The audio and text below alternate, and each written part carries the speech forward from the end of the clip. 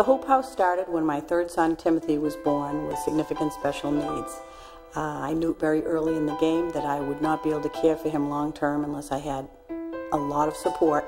I went out and I looked for respite homes or places I could bring Timmy to get a break. And when I did, all I found was substandard places, broken windows, trash on the floor, boys and girls in the same room, bedrooms. And I said, this is ridiculous, that we can do better than this. And that's sort of how the mission began. The House of Possibilities is a multi-use house for children and adults with special needs. Right now we have 7 programs. We did overnight respite, and that was a 24-hour break for people caring for children with significant special needs. Saturday day respite was a 6-hour break, so the people could go get their hair done, go to baseball games for their siblings, and have a sustainable break. With a special needs child, it's a little different than most. You're on 24 hours a day. It's like being at work 24 hours a day where you're always on. Timmy can be a handful. One time I took him to Lord & Taylor to return some clothes from my mom, and he did not like that, so he sat on the ground and started screaming, and the entire store was just looking at us, and I just started laughing because it's just everyone had no idea what it was happening with him, and what can you do? Partially, I think it's because he doesn't really know how to express himself almost, and I think when he comes here, it's almost like a way for him to be himself, and he can like listen to music, hang out with friends, and just do what he wants.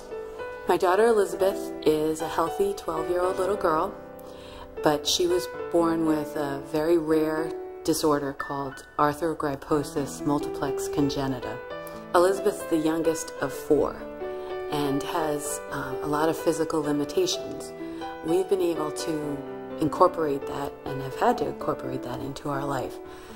But the House of Possibilities has allowed us to take a break every once in a while and get to reconnect with my other kids.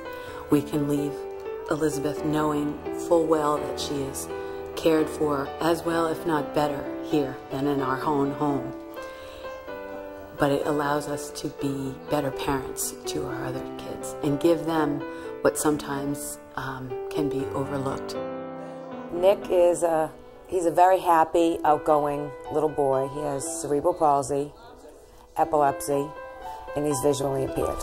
It means a lot for the child and to the family because the child has somewhere to go, he's got social interaction, he's got things to do, and I mean, I feel like he's well taken care of. I mean, I think that's a really important piece. And obviously to the family, I'm able to do things with the other kids that I couldn't do. I can't go to a soccer game with Nick. I tried before. He doesn't last. We can't go to basketball games with Nick because he can't sit for an hour. So I couldn't do anything that the other kids need to be done if I didn't have it. So I guess it means a lot to the family and a lot to him. I love this flag, God bless the USA. Leah is 18 years old. She has Down syndrome. She's not a typical child, so she's not with typical peers.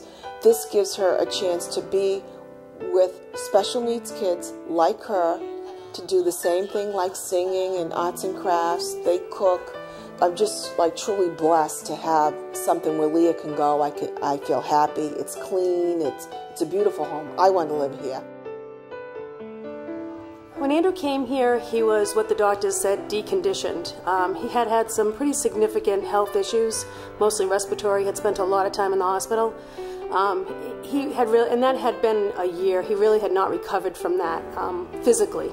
The House of Possibilities has impacted all of our lives by the mere fact that Andrew he's a different kid. He talks. He's funny.